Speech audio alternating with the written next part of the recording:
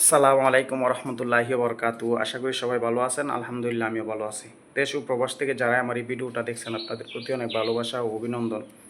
আজকে আমি আপনাদেরকে দেখাবো, এই যে দেখেন আমার হাতে কতগুলো রিঙ্গিত। দীর্ঘদিন কঠোর পরিশ্রম, অক্লান্ত পরিশ্রম করার পরে যখন এই মাস শেষে বেতনটা পাই, আসলে এটার অনুভূতিটা এক অন্যরকম।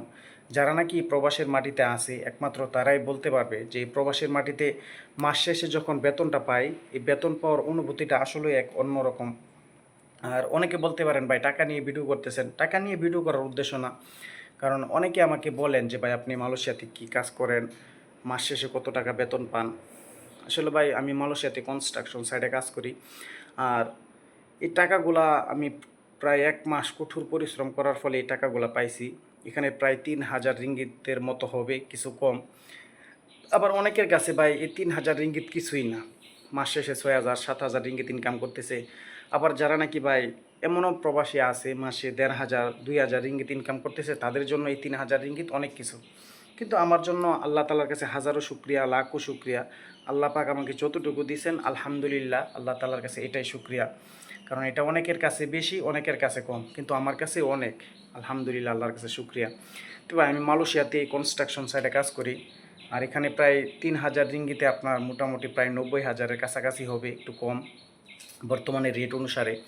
দেখেন ভাই প্রবাসের মাটিতে যে বেতনটা পাই, এটা এত পরিশ্রম, এত কষ্ট, মানে আপনার ফ্যামিলি আপনার আত্মীয় স্বজন ছেড়ে এই প্রবাসের মাটিতে যখন আপনি বেতনটা পাবেন, এটার অনুভূতিটা কিন্তু এক অন্যরকম। যারা প্রবাসে থাকে তারাই বলতে পারবে। আর যারা নাকি মালয়েশিয়াতে নতুন কলিং বিষয়ে আসবেন, আমি আপনাদেরকে বলবো ভাই আপনার যদি কোনো কাজের অভিজ্ঞতা থাকে, তাহলে সেই অভিজ্ঞতা নিয়ে আপনি যদি প্রবাসে আসেন, তাহলে কিন্তু আপনি সফলতা অর্জন করতে পারবেন। অনেকে কিন্তু আমরা প্রবাসে যখন আসি, আমরা প্রবাসে আসার সময় ভাবি যে আসলে প্রবাসে যাইতে পারলেই ইনকাম, যাইতে পারলেই টাকা। হ্যাঁ ভাই, আপনি লেবার পোস্টে আসবেন, অবশ্যই আপনি লেবারে দিবেন, আপনি টাকা ইনকাম করতে পারবেন। কিন্তু আপনার যদি কোনো কাজের অভিজ্ঞতা থাকে, তাহলে কিন্তু আপনি সেই অভিজ্ঞতা নিয়ে যদি প্রবাসের মাটিতে আসেন, তাহলে কিন্তু আপনি ভালো একটা টাকা অ্যামাউন্ট ইনকাম করতে পারবেন।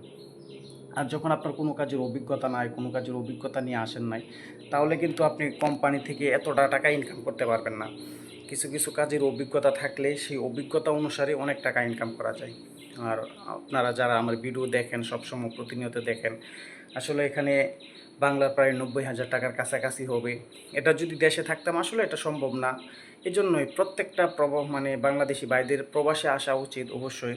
কারণ বর্তমান সময়ে বাংলাদেশে থেকে আপনার তেমন টাকা ইনকাম করা যায় না, 10 15 20 হাজার টাকা ইনকাম করা খুবই টাফ। আর সে টাকা দিয়েও হয় না। তো এখন এই হাতের টাকা দিয়ে অনেকে মনে করতে পারেন যে আসলে প্রবাসে আসলেই মনে হয় এই টাকাটা ইনকাম করা যায়।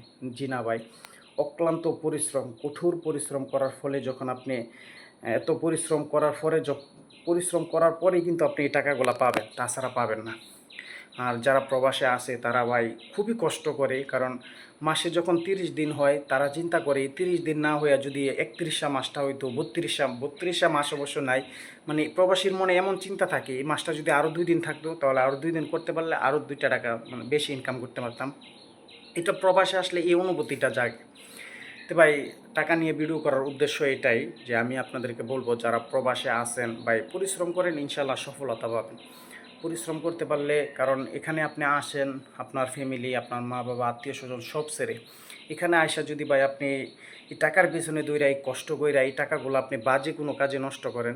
এই মালয়েশিয়াতে এমনও প্রবাসী আছে ভাই, 15 20 বছর 10 বছর থাকতেছে, দেশে কোনো কিছু করতে পারতেছে না, তার ফ্যামিলিকেও ভালো করে দেখতেছে না। সেটা কিসের জন্য? এখানে ভাই সেই বিভিন্ন ধরনের জুয়ায় আসক্ত, বিভিন্ন ধরনের নারীতে আসক্ত।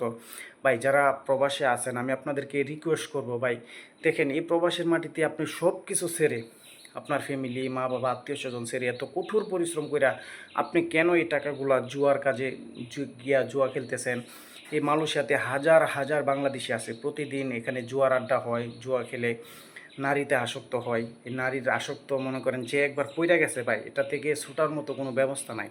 এই জন্য ভাই যারা প্রবাসী আছেন, এত কষ্ট করে পরিশ্রম করেন, ইনকাম করেন, সেই টাকাগুলো আপনি জমা করেন। জমা করে আপনি তো এই দেশে সারা জীবন থাকবেন না।